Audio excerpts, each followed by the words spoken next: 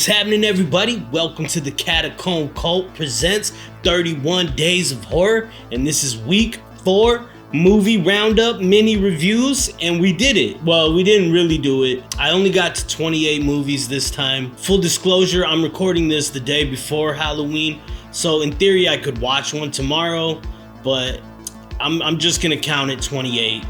28 movies. It's not a perfect record like last year, but I did my best. Work and other obstacles prevented me from getting to 31. But we got another 7 movies. I did 7 movies each week, so that's 28. I hope you're following along. Like and subscribe. Subscribe to the YouTube channel at the Catacomb Cult, at the Catacomb Cult on Instagram, all that good stuff. Let me know what you're watching. I'm loving the engagement. I'm loving talking to you about horror movies, you know? I really should do like a sci-fi September or something, because sci-fi is more my speed. But we got 7 good movies. Well, not all of them good, but we got a couple gems in there that I was really surprised by. And yeah, we'll get right into it. The roundup, the reviews. But anyway, go follow, like, do all that good stuff. The first movie of this week and number 22 on the list is Beau is Afraid. I am so sorry for what your daddy passed down to you. But I wanted a child, the greatest gift of my life. Following the sudden death of his mother, a mild-mannered but anxiety-ridden man confronts his deepest and darkest fears as he embarks on an epic Kafkaesque odyssey back home. And this was written and directed by Ari Aster and stars Joaquin Phoenix, Patti LuPone, and Amy Ryan. I don't know why I wrote this, but I can't remember why. Off jump, I don't really think this movie is a popcorn movie because I think I got grossed out by something and I had to put down the popcorn. Ari Aster is one of my favorites. I've talked about him ad nauseum, but I don't know about this movie. I have to let it sit with me. The first hour was like incredible to me because if you listen to my podcast or you know me personally, you know I'm an anxiety freak.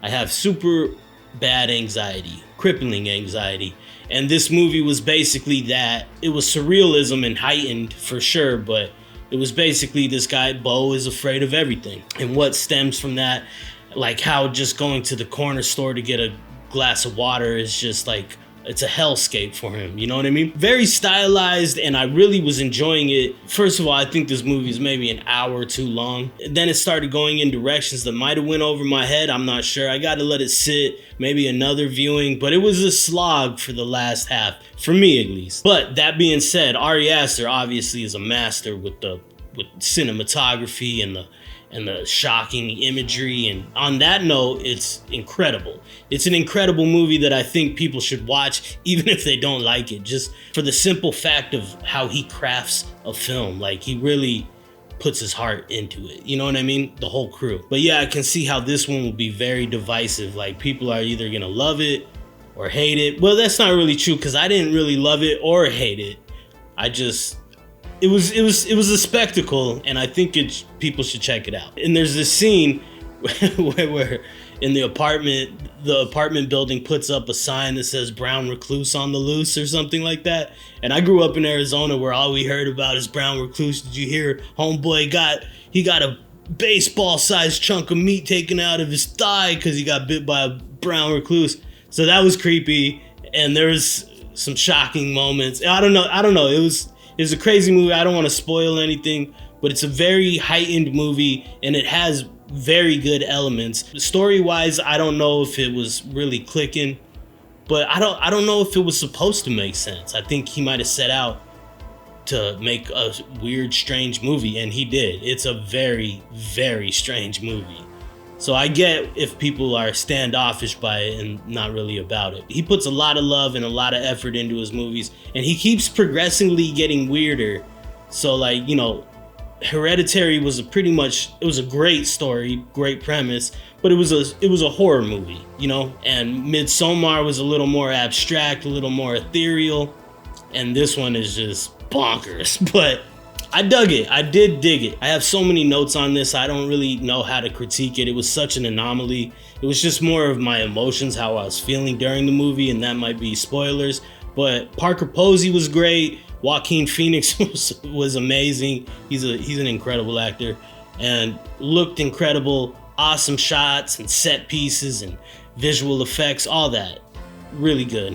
Check it out if you want, but fair warning. On to the next one, number 23. Happy Death Day to You.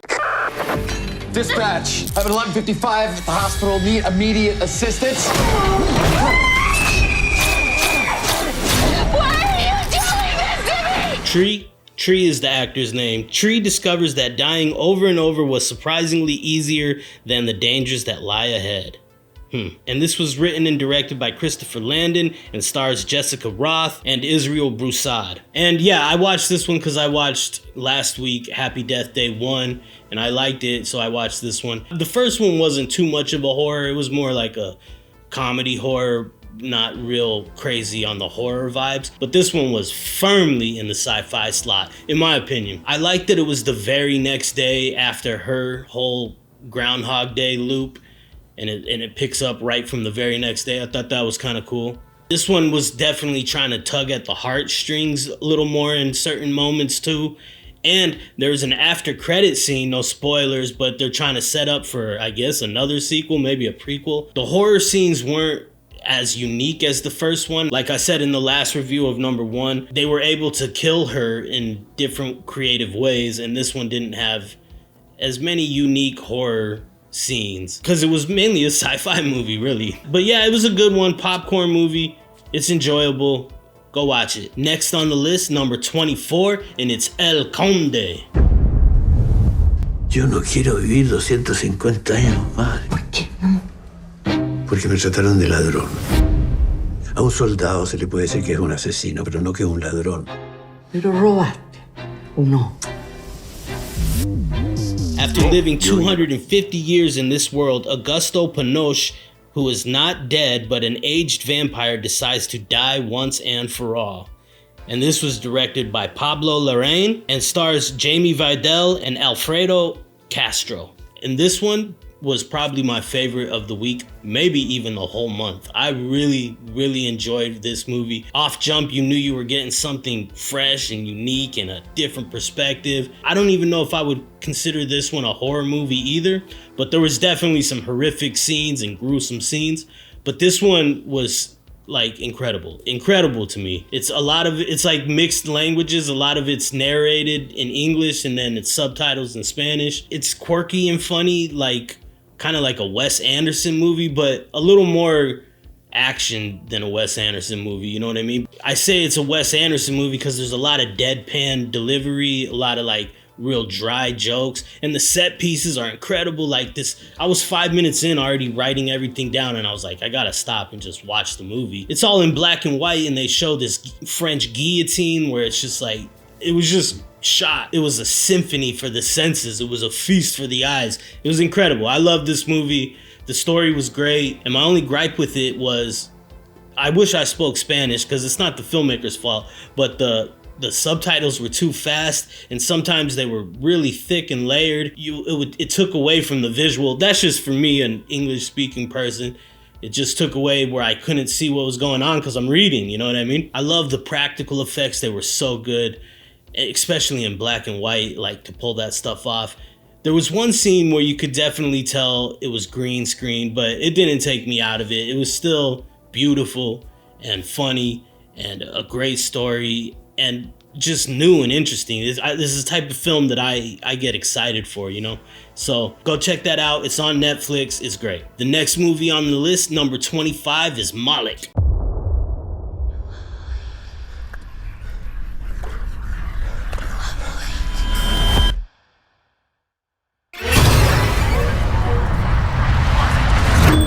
Patrick lives on the edge of a bog in the Netherlands. When she and her family are attacked by a stranger one night, Patrick sets out to find an explanation. She discovers something is chasing her.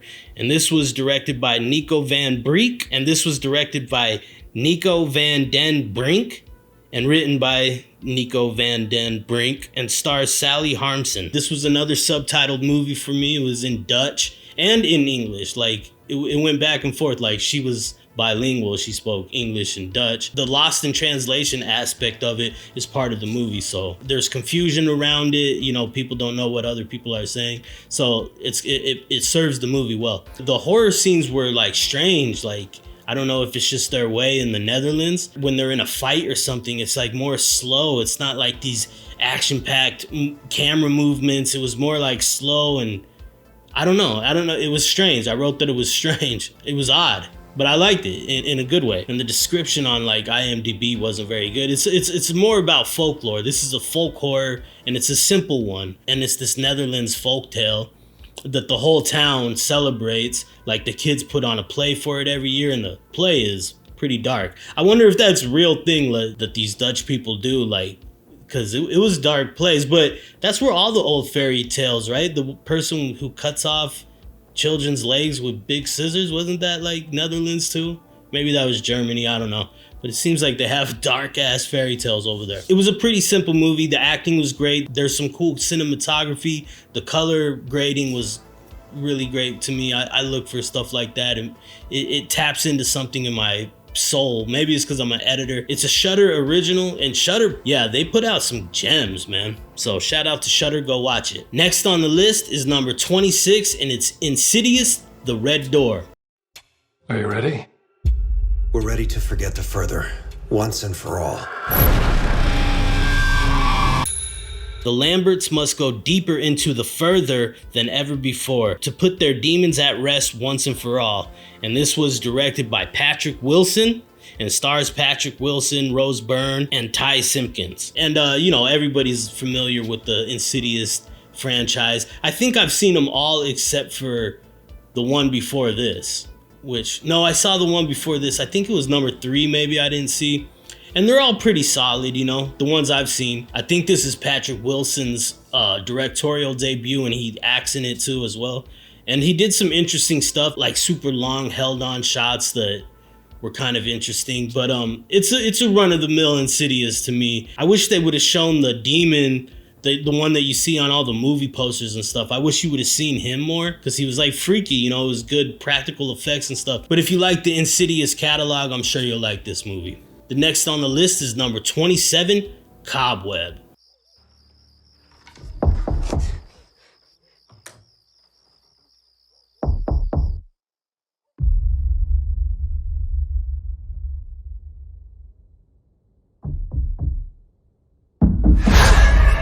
An 8-year-old boy tries to investigate the mysterious knocking sounds that are coming from inside the walls of his house, unveiling a dark secret that his sinister parents have kept hidden from him. And this was directed by Samuel Bowden and stars Lizzie Kaplan, Anthony Starr, and Cleopatra Cloman. And I really enjoyed this one. It popped up on my Hulu, and I was just like, all right, let's give it a shot. And I love Lizzie Kaplan. But the guy who plays Homelander, I don't know his name.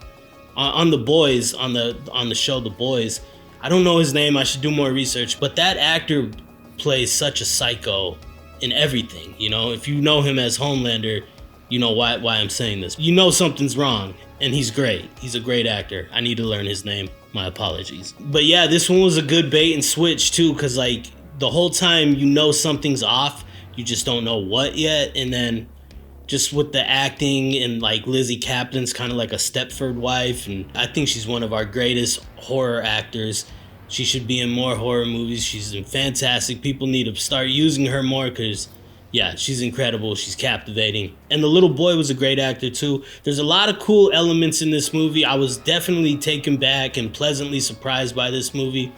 And as with a lot of horror movies though, the last act kind of loses me a little bit, because leading up to the third act too, the tension, it was gripping. It was like real terror.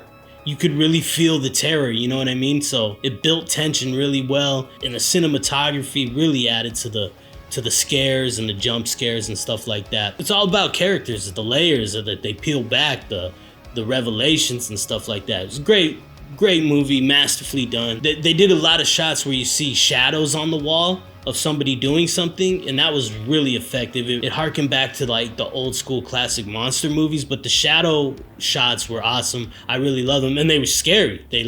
They were like, oh shit, you know what I mean? They really crafted this movie in a way to give you maximum scare. And I like that, you know? I heard a lot of people reviewing it and saying it's slow and kind of drags on, but I personally like slow builds, as long as it pays off though. If you're building me up these characters and showing me what their life is like, their dynamics, their personal relationships, but it has to pay off, you know what I mean? It has to be a good payoff. So I love a slow build if it pays off. And this one does that. I was pleasantly surprised by it. I think you'll enjoy it. I think you'll have fun. I think you'll get scared.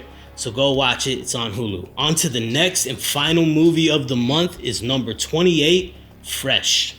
The women in our parents' generation, they were more into femininity. You know what I mean? Because I think you would just look great in a dress. You but guys I mean, okay? if you were... Pretty much done, actually, thank you. If it's cool, I'm just gonna snag these leftovers. After quitting dating apps, a woman meets the supposedly perfect man and accepts his invitation to a romantic getaway, only to find out that her new paramour has been hiding some unusual appetites. And this was directed by Mimi Cave and stars Daisy Edgar Jones and Sebastian Stan. And yeah, this was another movie that I was pleasantly surprised by. I really love this movie. It was strange. It's a different type of horror movie for sure, and it's cringe as hell. Like, there's some scenes where you're just squirming, you know what I mean? And not for like the classic gore squirm, like a Saw movie or something. There's just scenes that are a lot, you know what I mean? If you really like break it down what's going on, there's a lot. This was filmed incredibly, acting was great, really strange, fresh, pardon the pun. It starts off really funny too, with this woman going on dates with like a bunch of douchebags, and she's got the best friend being like, girl, you need to do this and that. She meets this guy and then they go on a weekend trip together, and then the first shoe drops, and that's when the title sequence comes in. At like 30 minutes in, the title finally goes across. I thought that was kind of cool. I like cool little flourishes like that. You just further unravel this, and it's very disturbing and it's freaky. I like how they gave glimpses of the underworld of this community of people that like to partake, and it makes you wonder, like, is there a community like this out there? They did a couple horror tropes that kind of threw me off a little bit, like, but they did it in a way where it was more realistic, where this guy wasn't a superhuman like Michael Myers or something. He was just a guy, you know. He's vulnerable to getting hit over the head with a candlestick or something, you know what I mean? So I like that. I like that aspect of it. This is like Armie Hammer's wet dream. No, maybe I should cut that. This was a week of really good movies. I enjoyed a lot of these movies this week, which last week there was a lot of duds, you know? With that being said, this has been 31 Days of Horror. Hopefully you got to 31 movies. I got to 28, so I failed the challenge, but I had a lot of fun trying, and that's what really counts, right? Everybody go watch El Conde. I think it's great on Netflix. And if you hate it, tell me why you hate it, but just know that you're wrong, you know? But anyway, I had so much fun doing this, even though I failed. And I love you guys. I'm gonna do a podcast talking about it, maybe get more deep into the actual filmmaking of some of these movies, and just do my random rants like I always do on my podcast. And if you're not following, please follow. Check out everything at the Catacomb Cult, Instagram, YouTube. Got some more merch coming, hopefully. You know, I got my 40 Elephants one right here, but I got more Catacomb Cult stuff coming soon, so be on the lookout for that. And I love you as always. Bazooka loves you as always. And smooches to you and yours. Happy Halloween. You did it. Hopefully you succeeded. But keep watching movies. I'm going to take a little break from horror for a little bit. I'm going to be watching some sci-fi and get back into that. You know what I mean? I love you. Love this challenge. Happy Halloween. Get a bunch of candy. Peace out. Smooches. One love. Bye. Established in 399 BC, this is the Catacomb Cult.